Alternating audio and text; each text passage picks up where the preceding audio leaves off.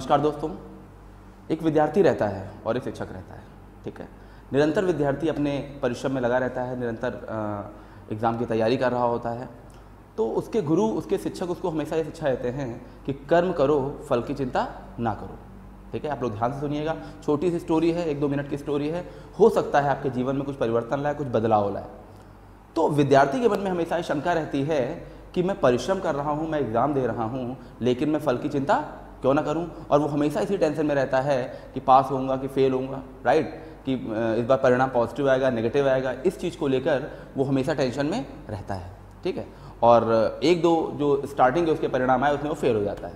तो अपने टीचर के पास जाता है और वो कहता है कि मैं सर निरंतर परिश्रम कर रहा हूँ, लेकिन परिणाम जो है पॉजिटिव नहीं आ रहा है। तो उसके शिक्षक कहते हैं कि आप परिणाम पर दिमाग बिल्कुल मत लगाइए और निरंतर अभ्यास करते रहिए, ठीक है। तो वो जो स्टूडेंट रहता है उसके मन में शंका रहती है कि ये कैसे शिक्षक हैं, कहते हैं परिणाम की चिंता ही ना करो, राइट। तो एक दिन वो बिल्कुल स्ट्रिक्ट हो जाता है, बिल्कुल गुस्से में आ जाता है कि ऐसा कैसे हो सकता है मैं परिश्रम करूं और परिणाम की चिंता ना करूं। तो उसके टीचर कहते हैं कि बेटा एक बार आप हमारी बात मानिए और सिर्फ परिश्रम करिए, जो एग्ज़ाम आप देने जा रहे हो उस पर फोकस करिए, परिणाम क्या होगा इसकी चिंता बिल्कुल ना करिए। स्टूडेंट मान जाता है, कहता है ठीक है देखते हैं। और स्टूडेंट ने बहुत ही मेहनत की, बहुत ही परिश्रम के साथ, लगन के साथ पूरी पढ़ाई की और उस बार उसका परिणाम बहुत ही पॉजिटिव आता है, बहुत अच्छे नंबर से वो पास होता है। अपने टीचर के पास जाता है, वो कहता है, पहले तो बधाई देता है कि मैं पास हो गया बहुत अच्छे नंबरों से। फिर वो टीचर से पूछता है कि सर ऐसा क्या था, कृष्ण जी ने तो गीता में उपदेश दिया था कर्म करो फल की चिंता ना करो। तो उसके टीचर उसको समझाते हैं कि बेटा आपने कृष्ण जी का उपदेश कायदे से नहीं समझा। कृष्ण जी का कहना था कर्म ही ऐसा करो कि फल की चिंता ना करनी पड़े, ठीक है। तो याद रखिएगा बच्चों, कोई भी चीज़ पॉजिटिव हो आप कहीं से भी उसको ले सकते हैं, राइट। तो ये जो छोटी सी स्टोरी थी ये आप अपने जीवन में उतारें, परिणाम की चिंता बिल्कुल ना करें, पूरी मेहनत और ईमानदारी के साथ लगे रहें, result will be positive, result 100% आपका पॉजिटिव होगा। मैं Uday Pratap Singh and you are watching the scholar YouTube channel.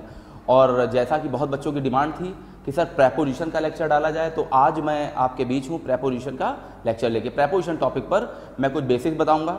ये आज प्रेपोजिशन का बच्चों पहला टॉपिक है, ऐसा नहीं है पहला टॉपिक है। इसके बाद 2nd, 3rd, 4th भी टॉपिक आएंगे, उसमें आप लोग को एरर्स पढ़ाई जाएंगी, बहुत सारे फिलर्स पढ़ाए जाएंगे। प्रेपोजिशन से रिलेटेड एसएससी बैंकिंग में जितनी भी चीज़ें आई हैं सारी चीज़ें पढ़ाई जाएंगी। तो आइए प्रेपोजिशन स्टार्ट करते हैं। और स्टार्ट करने से पहले कुछ हम आपको बेसिक्स बता देते हैं। जो हमने पहले वीडियोस डाले हैं उसमें बिल्कुल हम पार्ट ऑफ स्पीच जो फैमिली होती है उसके बारे में पूरी बात आपको हम बता चुके हैं, ठीक है, कि किस तरह से कौन सा मेंबर क्या काम करता है पार्ट ऑफ स्पीच की फैमिली में। इसमें एक मेंबर होता है प्रेपोजिशन, ठीक है। प्रेपोजिशन, प्रेपोजिशन क्या होते हैं, in, on, at, under, above, approximate 30, 35 to 40 होते हैं, राइट। अब आप ध्यान से देखिए, किसी भी बुक से आप पढ़ोगे प्रेपोजिशन, और मैं उन छात्रों के लिए ज़रूर कहना चाहता हूँ जिन्होंने अभी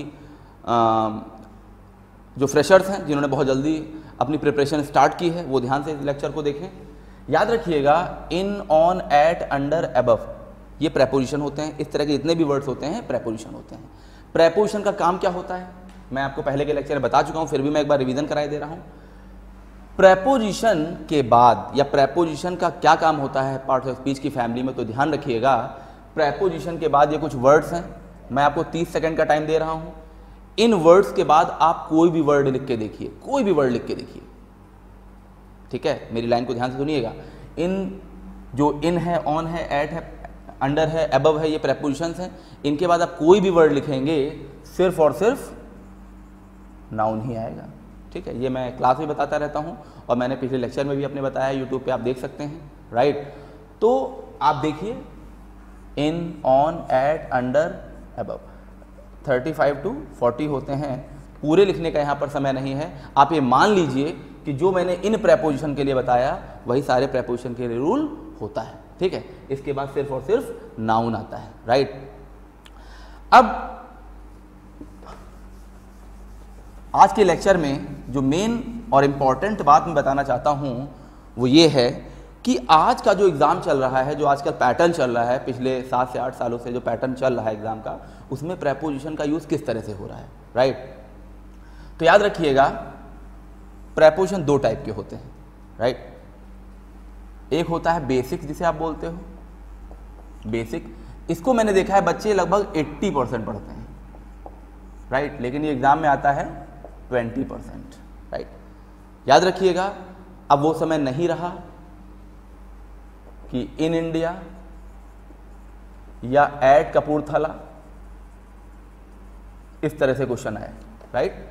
बेसिक प्रेपोजिशंस अब एग्जाम में नहीं आते हैं, लेकिन मैंने देखा है अधिकतर बच्चे फोकस सिर्फ बेसिक प्रेपोजिशन पे ही करते हैं कि इन का यूज़ क्या होता है, अंडर का यूज़ क्या होता है, अबव का यूज़ क्या होता है, ओवर का यूज़ क्या होता है, ठीक है। ऐसा नहीं है आपको पढ़ाए नहीं जाएंगे, ये हम भी आपको पढ़ाएंगे, लेकिन याद रखिएगा ये मात्र एग्जाम में अब 20% आते हैं, लेकिन आपका फोकस इस पर 80% है। एग्जाम में क्या आता है, आज का जो पैटर्न है उसमें एग्जाम में फिक्स्ड प्रेपोजिशन ज़्यादा पूछे जा रहे हैं। पिछले कुछ सालों का जो पैटर्न देखा गया है उसमें पूरी तरह से जो एग्ज़ाम है फिक्स्ड प्रेपोजिशन पर बेस्ड है, जिसको आप बिल्कुल भी अपनी जगह से हिला नहीं सकते। वो किसी वर्ड के साथ लग के एक नई मीनिंग देता है, ठीक है, और यही चीज़ आपको याद करनी है, ठीक है। देखिए कुछ वर्ड्स यहाँ पे लिखे हुए हैं, आपको हम बताते हैं। और हाँ, यहाँ पर एक चीज़ मैं और ऐड करना चाहता हूँ, 80% एग्जाम में इस तरह के वर्ड्स आते हैं, फिक्स्ड प्रेपोजिशन आते हैं, लेकिन आप पढ़ते हो इसको 20%। ये बात बिल्कुल सही है। किसी बच्चे से ही पूछिए प्रेपोजिशन तो वो इन, ऑन, एट का यूज ही बताने लग जाता है, लेकिन याद रखिएगा 80% एग्जाम में इस तरह के प्रेपोजिशन आ रहे हैं, फिक्स्ड प्रेपोजिशन आ रहे हैं, पर्टिकुलर वर्ड के साथ लगकर उसका वो मीनिंग चेंज कर दे रहे हैं, तो आपको भी इसी चीज़ को जानना है। तो आइए देखते हैं। सपोज दैट एक वर्ड है प्रोहिबिट, राइट। प्रोहिबिट का मतलब क्या होता है, रोकना किसी चीज़ से, किसी चीज़ को प्रतिबंधित करना, राइट। प्रिवेंट सुरक्षित रखना, प्रिजर्व सेम है, डिबार निकालना, रोकना किसी को, रिफ्रेन, एब्सटेन। याद रखिएगा रिफ्रेन और एब्सटेन के बारे में मैं एक बहुत इंपॉर्टेंट चीज़ आपको बताना चाहता हूँ। दोनों का मतलब होता है अपने आप को किसी चीज़ से रोकना, परहेज करना, रिफ्रेन और एब्सटेन। अगर आप डिक्शनरी में भी देखोगे तो इन दोनों का मतलब होता है अपने आप को किसी से रोकना, परहेज करना। लेकिन याद रखिएगा दोनों में बेसिक सा अंतर है। शॉर्ट टाइम के लिए जब आप परहेज करते हो तो रिफ्रेन का यूज़ करते हो, और एब्सटेन लॉन्ग टाइम के लिए, ठीक है, एब्सटेन फ्रॉम स्मोकिंग, लंबे समय के लिए जब आपसे कहा जाता है किसी से दूर रहिए या आप अपने आप को उस चीज़ से दूर रखते हो तो एब्सटेन का यूज़ किया जाता है, राइट। प्रोटेक्ट, एस्केप, इन सभी का मतलब कहीं ना कहीं निकलना है, अपने आप को दूर रखना है, अपने आप को बचाना है। और याद रखिए एक ही प्रेपोजिशन इन सभी वर्ड्स के साथ आता है और वो है फ्रॉम। क्या है? फ्रॉम। तो देखिए फायदे की बात यहाँ पे है कि एक वर्ड आपने देखा फ्रॉम और उसके साथ इतने वर्ड्स आपके तैयार हो गए, तो इससे दो फायदे हुए। एक तो आपको ये पता चला कि इनके साथ सर्टेन प्रेपोजिशन कौन सा आता है, और दूसरी बात ये पता चली कि वोकैबुलरी, ठीक है, वोकैबुलरी एक ऐसा पोर्शन है जिससे बच्चे बहुत भागते हैं और बच्चों की समस्याएं रहती हैं कि सर वोकैबुलरी लर्न नहीं हो रही, वोकैब लर्न नहीं हो रही। तो मैं ऐसे वीडियोस लेके आऊँगा कि आपको वोकैब अपनी तरफ से लर्न करने की ज़रूरत ही नहीं, सिर्फ आप वीडियोस देखते रहिए, सारे वोकैब आपके ऑटोमेटिक तैयार हो जाएंगे। तो देखिए prohibit, prevent, preserve, debar, refrain, abstain, protect, escape, इन सबके साथ एक ही प्रेपोजिशन आया और एक प्रेपोजिशन ने इतने वर्ड्स आपके क्लियर कर दिए कि इसके साथ फ्रॉम का यूज होता है। इसी तरह आगे देखिए हार्मफुल, जैसा कि आप सब लोग जानते हो कि हार्मफुल का मतलब होता है नुकसानदायक। आप लोग मूवी वगैरह देखने जाते हो, ठीक है, तो वहाँ पे एक स्टार्टिंग से पहले एक सेंटेंस लिख के आता है, smoking is injurious for health कि टू हेल्थ। दिमाग पे जोर डालिए, फॉर हेल्थ कि टू हेल्थ। याद रखिएगा टू हेल्थ, राइट। तो harmful to, injurious to, pernicious to, baneful to, detrimental to, right. तो इससे फायदा क्या हुआ? Detrimental, baneful, pernicious, injurious, harmful, इन सबका कहीं ना कहीं मतलब होता है नुकसानदायक, जो आपको नुकसान पहुंचाते हैं, हार्मफुल होते हैं आपके शरीर के लिए, आपकी किसी भी चीज़ को वो नुकसान पहुंचा सकते हैं। तो एक माइंड में पिक्चर सेट कर लीजिए कि नुकसान पहुंचाने वाले वर्ड्स के साथ क्या प्रेपोजिशन आता है? टू। अब इसी प्रेपोजिशन को अगर आपने बेसिक में पढ़ा होता तो बताइए क्या ये एग्जाम का लेवल रह गया कि I am going to Agra, right. इस तरह के प्रेपोजिशन अब एग्जाम में नहीं आते हैं। क्या अभी एग्जाम में आएगा I am living in India, right. तो अगर आप इस टू को देखेंगे तो ये बिल्कुल बेसिक है, जो मैंने पहला टाइप प्रेपोजिशन का बताया था, बेसिक प्रेपोजिशन, ये एग्जाम में नाम मात्र के आ रहे हैं, बहुत कम आ रहे हैं, आ ही नहीं रहे हैं। आप ये मेरा सजेशन है आप लोगों को कि इस तरह से प्रेपोजिशन को रटने का प्रयास ना करिए, प्रेपोजिशन को फिक्स्ड तरीके से पढ़ने का प्रयास करिए और प्रयास ये करिए कि आपकी वोकैबुलरी भी तैयार हो जाए और प्रेपोजिशन भी आपको याद रहे, राइट। हाँ, यहां पर मैं एक चीज बताना चाहता हूं, परनीशियस, बेनफुल एंड डेट्रीमेंटल जो वर्ड लिखे थे, इनको अगर याद रखना हो एज ए वोकैबुलरी तो याद रखिएगा डेट्रीमेंटल, इसमें मेंटल आया है एक वर्ड। अब मेंटल जो व्यक्ति होता है वो आपके शरीर के लिए कैसा हो सकता है? क्या मेंटल व्यक्ति आपको फायदा पहुंचाएगा? मेंटल व्यक्ति आपके लिए हमेशा डेट्रीमेंटल रहेगा, राइट। इसी तरह से बेनफुल, बेन से एक सीधे वर्ड निकल के आ रहा है पेन, पेन, बेन, पेन याद रखिए, बेनफुल, पेनफुल, राइट। तो ये वर्ड भी नेगेटिव है, नुकसानदायक है। परनीशियस, परनीशियस का मतलब भी होता है हानिकारक, राइट। तो सारे वर्ड्स के साथ आप एक ही प्रेपोजिशन यूज करोगे, टू की भी इंपॉर्टेंस बढ़ जाएगी और आप में भी कॉन्फिडेंस आएगा कि आपको इस तरह के नए वर्ड्स पता हैं। आइए आगे देखते हैं। एक वर्ड होता है डिपेंड, ठीक है, बहुत इजी वर्ड है, आपने सुना होगा कई बार, डिपेंड। अब डिपेंड का मतलब अगर आपसे कोई पूछे तो आप बहुत इजीली बता दोगे निर्भरता होना, राइट। लेकिन एग्जाम में देखा जाता है कि डिपेंड के साथ प्रेपोजिशन कौन सा आता है? चलिए, डिपेंड के साथ प्रेपोजिशन क्या आता है? On, right. अब जितने भी लोग ये वीडियो देख रहे हैं वो अपने दिमाग पर जोर डालें कि डिपेंड की तरह ही और कौन कौन से वर्ड्स हो सकते हैं जिनके साथ ऑन भी आता है और मीनिंग भी सेम हो, ठीक है। तो दो काम आपके हो जाएंगे, एक तो आपको प्रेपोजिशन लर्न रहेगा और आपको वर्ड भी याद रहेगा जो एग्जाम में आने वाला है। तो बताइए डिपेंड के अलावा कौन सा ऐसा वर्ड हो सकता है? एक वर्ड होता है रिलाय, ठीक है। रिलाय का मतलब भी होता है निर्भरता होना, किसी पर डिपेंड होना, राइट। तो रिलाय वर्ड याद रखना हो तो रिलायबल से याद रखो, जो व्यक्ति रिलायबल है वो रिलाय है, ठीक है। तो रिलाय का मतलब भी होता है निर्भरता होना, डिपेंड होना, राइट। इसके अलावा एक वर्ड होता है रेस्ट, ठीक है। रेस्ट का एक मीनिंग तो होता है आराम करना, ठीक है, जो आप लोग करते हो, राइट। लेकिन रेस्ट का एक मतलब होता है किसी पर आपकी निर्भरता होना, कोई आपका सहारा होना। अगर मैं कहूं Karan rest on Anil's help, Karan rest on Anil help,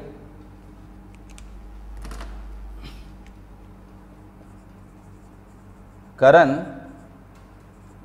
rest on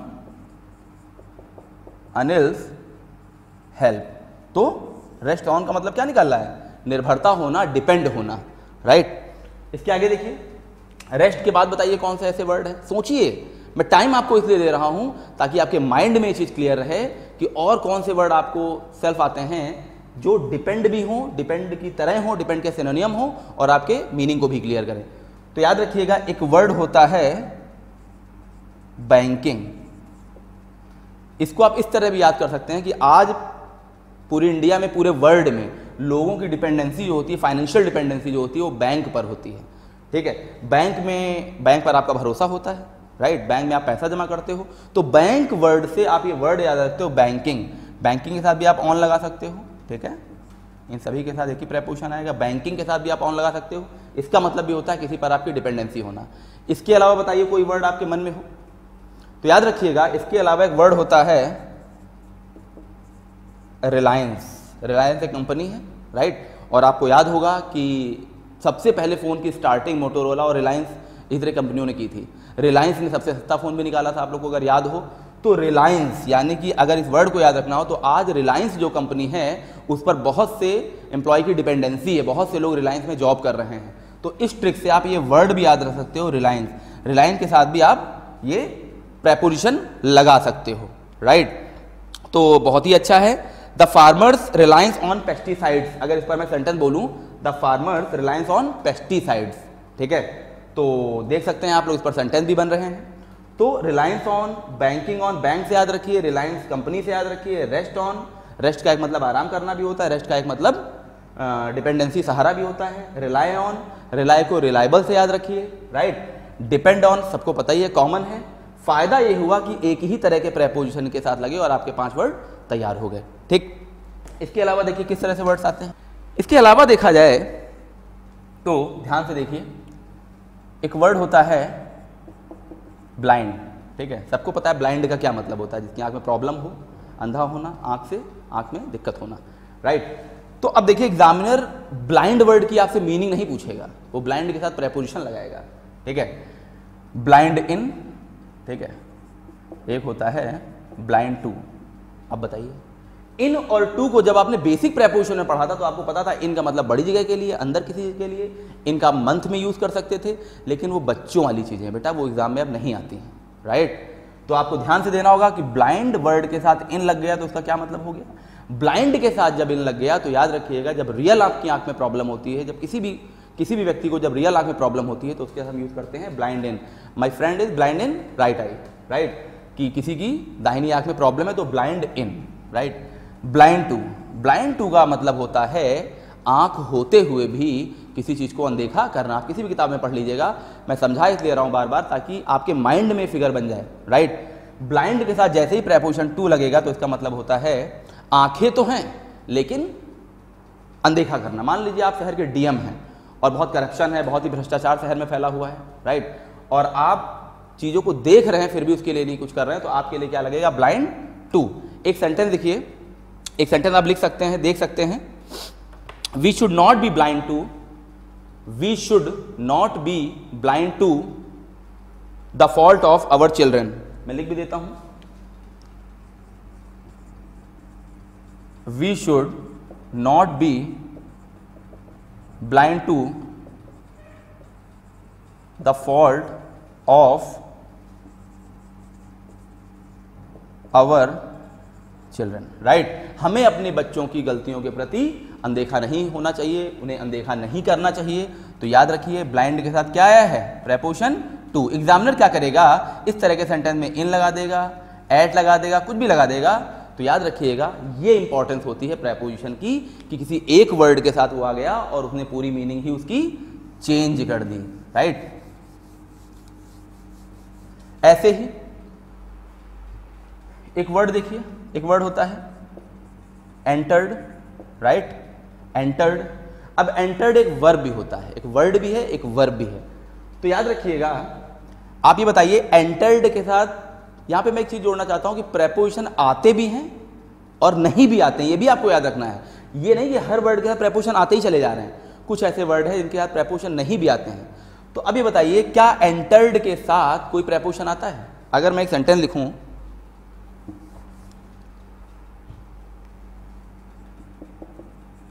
Vinay entered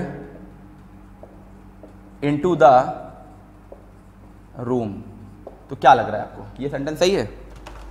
entered के साथ इनटू का प्रयोग हुआ है, क्या ये सही है। तो बच्चों मैं आपको बताना चाहता हूं एंटर एज अ वर्ब अगर किसी प्लेस या फिजिकल प्लेस की बात कर रहा है, ऐसा प्लेस जिसको आप देख सकते हो, छू सकते हो, बाहर से अंदर जाना हो, जब आपको कोई फिजिकल बिल्डिंग बनी हो, जब उसमें प्रवेश करते हो तो एंटर्ड के साथ कोई भी प्रेपोजिशन नहीं यूज होता है, ठीक है। फिर ध्यान दीजिएगा, एंटर जब आप किसी प्लेस में कर रहे हो तो एंटर के साथ कोई प्रेपोजिशन नहीं लगेगा, लेकिन इसका मतलब ये नहीं एंटर के साथ प्रेपोजिशन आता नहीं है, राइट। एक सेंटेंस और देखिए, India and Australia have entered into various agreement, right. India and Australia have entered into various agreement. अब ये बताइए क्या एग्रीमेंट का कोई फिजिकल प्लेस होता है, यहां पे एंटर्ड के साथ इनटू आया है, क्या एग्रीमेंट का बेटा कोई फिजिकल प्लेस होता है, नहीं होता है, राइट। तो एंटर के साथ इनटू आएगा अगर आप किसी अग्रीमेंट में, किसी अलायंस में, किसी कॉन्वर्सेशन में एंट्री कर रहे हो तो एंटर्ड के साथ इनटू का प्रयोग किया जाएगा, राइट। तो देख रहे हैं आप प्रेपोजिशन की कितनी इंपॉर्टेंस है। तो अपने जो एटीट्यूड है, अपना जो मेथड है वो थोड़ा सा बदलिए। प्रेपोजिशन जो बेसिक्स होते हैं उनको रटने की बजाय प्रेपोजिशन की एरर सॉल्व करिए, प्रेपोजिशन की प्रैक्टिस शीट लगाइए, किस वर्ड के साथ कौन सा प्रेपोजिशन आता है। बहुत लंबी श्रृंखला है, अभी बहुत सारा मैं आपको पढ़ाऊंगा, ठीक है। तो ये एक प्रयास था आप लोगों को बताने का, बेसिक प्रेपोजिशन और फिक्स्ड प्रेपोजिशन में क्या अंतर होता है। फिर से मैं बता रहा हूँ, बेसिक प्रेपोजिशन हैं जो एग्जाम में मात्र 20% आते हैं, लेकिन आप उनको 80% पढ़ते हैं, तो इसको बदलिए। और जो 80% आते हैं उसको बहुत से बच्चे पढ़ते ही नहीं हैं, राइट। मैं तो ये कहूँगा, तो अपने कॉन्फिडेंस को इन्हेंस करिए, एक्सप्लोर करिए, ठीक है, पूरे पेशेंस, परसिवियरेंस, डिटर्मिनेशन के साथ लग जाइए, सफलता निश्चित है, राइट। तो जैसे एक वर्ड होता है डील इन और एक होता है डील विथ। अब देखिए बच्चों, जब आप बेसिक प्रेपोजिशन पढ़ते हो, जैसा कि मैंने आपको बताया कि बेसिक कितनी वैल्यू नहीं रहेगी, लेकिन बेसिक प्रेपोजिशन जब नए वर्ड के साथ, वर्ब के साथ लगते हैं तो उसकी एक अलग मीनिंग हो जाती है। तो देखिए डील के साथ इन का यूज़ हो रहा है, डील के साथ विथ का यूज़ हो रहा है, तो आपको पता है डील को ये नया रूप दे रहे हैं, डील की नई मीनिंग हो जा रही है। तो याद रखिएगा, डील के साथ जब इन का यूज़ हम करते हैं तो यानी कि हम किसी ट्रेड की बात कर रहे हैं। अगर मैं कहूँ my friend deals in cloth, ठीक है, तो मेरा दोस्त क्या करता है, कपड़ों का व्यापार करता है, my friend deal in cloth. तो डील इन का जो मतलब होता है वो ट्रेड होता है। अब आप देखिए डील के साथ विथ प्रेपोजिशन आ रहा है, तो विथ जब प्रेपोजिशन आता है तो इसका मतलब है किसी पर्सन या मैटर, किसी पर्सन से निपटना हो, किसी मामले से निपटना हो, तो आप डील के साथ प्रेपोजिशन क्या लगाते हो, विथ। अगर मैं आप लोगों से कहूं you must learn how to deal with customers, तो डील विथ कस्टमर्स, राइट। तो कस्टमर कैसे लोग हैं, पर्सन्स हैं, राइट। तो याद रखिएगा ये इंपॉर्टेंस होती है प्रेपोजिशंस की कि वो वर्ब के साथ लग के उसको एक नई मीनिंग दे देते हैं, राइट। आगे आइए देखते हैं, ध्यान से देखिए, एक वर्ड है शॉर्टेज। क्या है, शॉर्टेज। आप सभी लोग को पता होगा शॉर्ट या शॉर्टेज का मतलब होता है कमी होना, किसी चीज का अभाव होना, राइट। अगर मैं कहूँ shortage dash salt, suppose that मैंने कहा शॉर्टेज डैश सॉल्ट, तो बताइए क्या फिलर में आएगा, इस फिल इन द ब्लैंक में क्या प्रेपोजिशन आएगा, एग्जामिनर यही जानना चाह रहा है। तो खैर ये तो इजी वर्ड है, आप आराम से बता दोगे इसके साथ क्या आएगा, off. But you have to know, जो बात आपको जाननी है वो ये है कि ऐसे और कौन से वर्ड होते हैं जिनके साथ सेम प्रेपोजिशन आता है। तो देखिए एक वर्ड होता है लैक ऑफ, राइट। इसके अलावा बताइए, एक वर्ड होता है स्कैरसिटी ऑफ, राइट। एक वर्ड होता है डिवॉइड ऑफ, सबके साथ ऑफ लगाते जाइए, राइट। एक वर्ड होता है डर्थ ऑफ, एक वर्ड होता है पॉसिटिव ऑफ, राइट। तो आप लोग एक बार वर्ड देख लीजिए, उतार लीजिए, ठीक है। Shortage of, lack of, scarcity of, devoid of, dearth of, paucity of. अब देखिए शॉर्टेज और लैक तो चलिए कॉमन वर्ड्स हैं, ये सबको लगभग पता रहते हैं, लेकिन आगे बढ़िए स्कैरसिटी। स्कैरसिटी का मतलब भी होता है किसी चीज़ की कमी होना, किसी चीज़ का अभाव होना, राइट। डिवॉइड ऑफ बहुत इंपॉर्टेंट वर्ड है, इसको आप लोग नोट कर सकते हैं, डिवॉइड। और इस वर्ड को याद रखना हो तो डिवाइड याद रखिए, डिवाइड से एक वर्ड बन रहा है डिवाइड। अब ये बताइए किसी चीज़ को अगर आप डिवाइड कर दोगे, बांट दोगे, तो उसी की कमी हो जाएगी कि नहीं हो जाएगी, तो डिवाइड ऑफ, राइट। इसी तरह डर्थ, डर्थ में देखिए अर्थ आया है, क्या आया है, अर्थ। एक समझने के लिए प्रोनाउंसिएशन के हिसाब से, तो डर्थ ऑफ वाटर, पानी की कमी, पानी का अभाव। अगर मैं कहूँ after some years there will be dearth of water, कुछ सालों बाद क्या हो जाएगा, पानी की कमी, तो इसका प्रेपोजिशन क्या आ रहा है, ऑफ आ रहा है। आपको बेटा इतनी ही चीज जाननी है कि सर्टेन प्रेपोजिशन कैसे वर्ड्स के साथ आते हैं। अब फायदा देखिए, वोकैबुलरी तैयार हो रही, पहला प्रॉफिट, सर्टेन प्रेपोजिशन तैयार हो रहे हैं, दूसरा प्रॉफिट, और तीसरा प्रॉफिट आपका ये है कि आपकी जो इंग्लिश जो वोकैब है, इंग्लिश स्पीकिंग है, स्पोकन है, वो भी आपकी बहुत अच्छी तैयार हो सकती है। आप इसको अपनी नॉर्मल लाइफ में भी यूज़ कर सकते हैं। ये मत समझिए केवल आपको एग्जाम के लिए कोई चीज़ पढ़नी है, राइट। ये चीज़ें आपकी नॉर्मल लाइफ में भी बहुत काम करेंगी। पॉजिटिव ऑफ, ठीक है। अगर मैं कहूँ पॉजिटिव ऑफ एविडेंस, ठीक है, या पॉजिटिव ऑफ एविडेंस है साक्ष्यों का अभाव, ठीक है, तो सबका मतलब होता है किसी न किसी तरीके से की कमी का अभाव। अगर मैं कहूँ डिवाइड ऑफ नॉलेज, ज्ञान की कमी, ज्ञान का अभाव। तो देखा आपने, ये जो वर्ड थे इन्होंने आपको बताया कि बेसिक प्रेपोजिशन जब फिक्स्ड वर्ड के साथ लगते हैं तो उनका क्या मतलब होता है। एक एक वर्ड के 10-10 सिनोनियम होते हैं। आप अपना ट्रैक बदलिए पढ़ने का, सेम वर्ड्स निकालिए और देखिए किसके साथ सेम प्रेपोजिशन का यूज होता है। तो एक प्रेपोजिशन से आप कई वर्ड तैयार कर सकते हैं। अपने अगले लेक्चर में इसी को कंटिन्यू रखूंगा और बहुत इंपॉर्टेंट वर्ड्स आपके लिए लेके आऊंगा जो आपके एग्जाम के लिए प्रॉफिटेबल हैं। Thank you, thanks for watching this video, thank you.